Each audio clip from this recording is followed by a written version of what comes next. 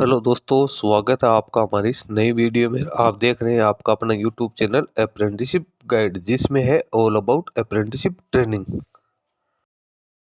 दोस्तों आज की वीडियो में हम बात करेंगे CSIR-CC-MB की ओर से निकाली गई परमानेंट रिक्रूटमेंट के बारे में। जी हाँ दोस्तों, CSIR सेंटर फॉर सेल्यूलर और मोलिकुलर बायोलॉजी, जो कि council of scientific industrial research, ministry of science and technology, government of India के अंडर में आता है। इसके द्वारा टेक्नीशियन ग्रेड सेकंड के पदों के लिए परमानेंट रिक्रूटमेंट निकाली गई है, जिसका ऑनलाइन एप्लीकेशन फॉर्म है इसकी ऑफिशियल वेबसाइट के माध्यम से 20 जनवरी 2024 तक भरा जाएगा। दोस्तों सबसे पहले तो चलेंगे हम इसके ऑफिशियल नोटिफिकेशन पे और जानेंगे कि टेक्नीशियन ग्रेड सेकंड के पदों के लिए क्या क्या एलिजिबिलिटी क्राइटेरिया रखा गया है।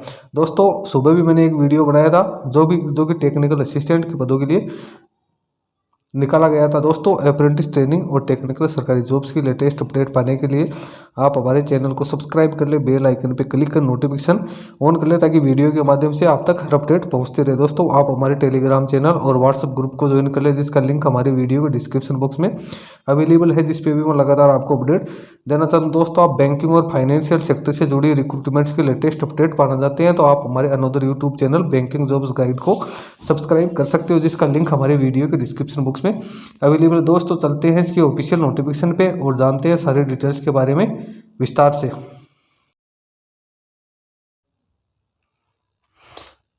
दोस्तों जैसे कि आप देख पा रही है, CSIR centre for cellular and molecular biology, council of scientific and industrial research, Hyderabad Telangana की ओर से यह नोटिफिकेशन जारी किया गया। इसकी ऑफिशियल वेबसाइट है www.ccmb.res.in। एडवर्टाइजमेंट नंबर की बात करें तो 04/2023, यानी ऑनलाइन एप्लीकेशन फॉर्म भरने की जो डेट है वो 20 दिसंबर 2023 से शुरू होकर 20 जनवरी 2024 तक भरी जाएगी। अब पोस्ट की अपने यहाँ पे बात करें तो यहाँ पे टेक्नीशियन ग्रेड सेकंड के पदों के लिए वैकेंसी निकाली गई, जिसकी टोटल वैकेंसी है वो 40 है, जिसमें अनरिजर्व की 18 है, EWS की 2 है, OBC की 10 है। इसके साथ ही तो 7 SC की है और 3 ST की है। पे मैट्रिक्स की बात करें तो यहाँ 7th पे कमीशन के लेवल 2 में कैंडिडेट को अपॉइंट किया जाएगा, जिसमें सैलरी की अपन बात करें तो लगभग 36,425 रुपये कैंडिडेट को हर महीने मिलेंगे। यह शुरुआती सैलरी है, उसके बाद टाइम टू टाइम कैंडिडेट की सैलरी है उसमें बढ़ोतरी होती रहेगी।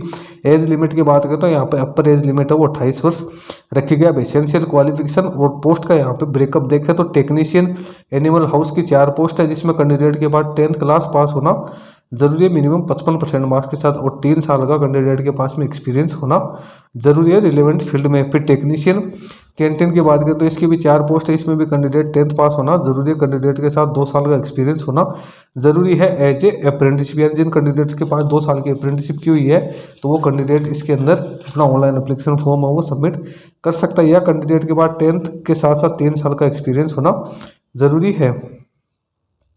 उसके बाद में आगे है टेक्नीशियन गेस्ट हाउस, इसकी 2 पोस्ट है, इसमें भी कैंडिडेट 10th प्लस कैंडिडेट के पास में 2 साल का एक्सपीरियंस होना जरूरी है अप्रेंटिसशिप के तौर पे, या कैंडिडेट के पास में 10th या 3 साल का एक्सपीरियंस होना जरूरी है। यानी ये है कि कैंडिडेट जिनके पास 10th की योग्यता है उनके पास 2 साल की अप्रेंटिसशिप का सर्टिफिकेट होना जरूरी है, या अप्रेंटिसशिप नहीं है तो उनके पास में 3 साल का एक्सपीरियंस होना जरूरी है। फिर टेक्नीशियन फार्मासिस्ट की बात करें तो इसकी 1 पोस्ट है, इसकी भी योग्यता वहीं रहेगी, 10th पास के साथ साथ अप्रेंटिसशिप का सर्टिफिकेट होना जरूरी है, 2 साल अप्रेंटिसशिप होने जरूरी है। फिर टेक्नीशियन LTS की 4 पोस्ट है, यहाँ पे इसमें कैंडिडेट 10th क्लास पास होने के साथ कैंडिडेट के पास ITI का सर्टिफिकेट होना जरूरी है, ऑफिस असिस्टेंट कम ऑपरेटर के अंदर।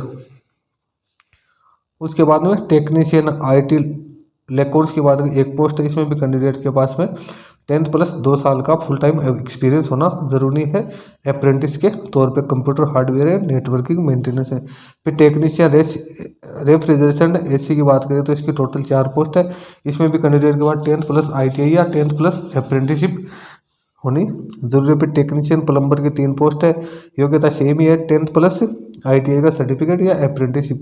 फिर टेक्नीशियन मशीनरी की 2 पोस्ट है, इसमें भी 10th प्लस ITI का सर्टिफिकेट या एक्सपीरियंस अप्रेंटिसशिप होनी जरूरी है। फिर टेक्नीशियन कारपेंटर की भी 1 पोस्ट है, इसकी भी सेम योग्यता है, 10th प्लस ITI या अप्रेंटिसशिप। टेक्नीशियन लेबोरेटरी में 10th प्लस ITI या 2 साल की इसमें अप्रेंटिसशिप होनी, या 3 साल का एक्सपीरियंस जो भी हो कैंडिडेट के पास में होना जरूरी है। टेक्नीशियन ट्रांसपोर्ट की यहाँ पे 2 पोस्ट है, क्वालिफिकेशन सेम ही यहाँ पे रखी गई है। उसके बाद है कैंडिडेट्स को इसके अलावा जो भी सारे DA और जो नेशनल पेंशन स्कीम है उसका लाभ यहाँ पे दिया जाएगा। ऑल इंडिया के कैंडिडेट है इसमें अपना ऑनलाइन एप्लीकेशन फॉर्म वो सबमिट कर सकते हैं।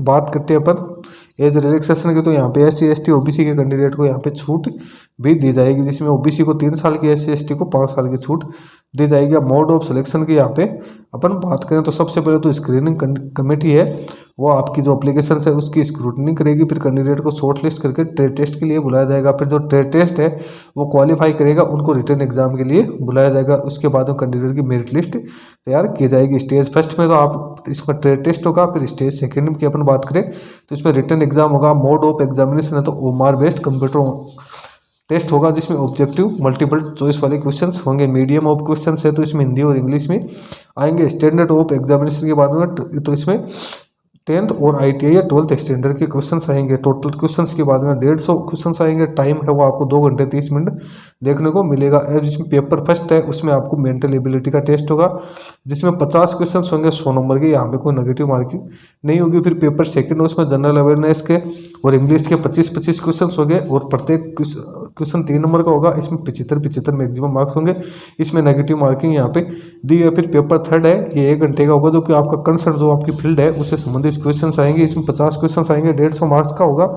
यहाँ पे भी नेगेटिव मार्किंग रखी गई है। जो कैंडिडेट पेपर फर्स्ट क्लियर करेगा, मिनिमम जो थ्रेशोल्ड मार्क्स है वो प्राप्त करेगा, उन्हीं को पेपर सेकंड और थर्ड के लिए बुलाया जाएगा। यानी कैंडिडेट को जो पेपर फर्स्ट है वो पास करना जरूरी है। हाउ टू अप्लाई है तो कैंडिडेट है इसका ऑनलाइन एप्लीकेशन फॉर्म www.ccmb.res.in के माध्यम से कैंडिडेट का एप्लीकेशन फॉर्म फिलअप कर सकते हैं। यहाँ पे 100 रुपये फी रखी गई है, जो कि कैंडिडेट को ऑनलाइन मोड में पेमेंट करनी है। SC ST PWD woman CSI employee है वो फी से एग्जम्प्टेड रखे गए हैं।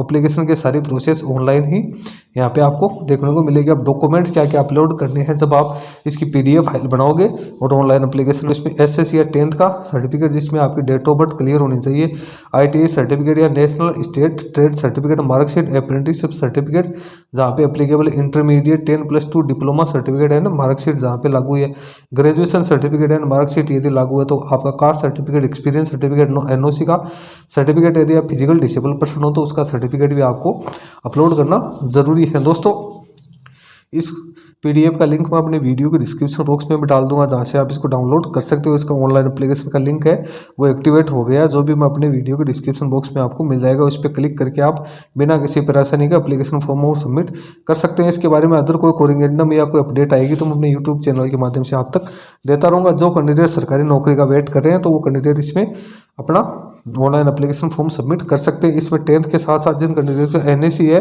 नेशनल अप्रेंटिसशिप है, तो उनके लिए यहाँ पे अच्छा फायदा है, वो कैंडिडेट इसमें एलिजिबल है। इसके साथ कई पोस्ट ऐसी है जिनमें अप्रेंटिसशिप के नहीं होने की स्थिति में आप ITI पास आउट हो तो भी एप्लीकेशन फॉर्म सबमिट कर सकते हो। दोस्तों आज की वीडियो में इतना ही। वीडियो अच्छा लगे लाइक शेयर करना, कमेंट करके बताना। धन्यवाद दोस्तों।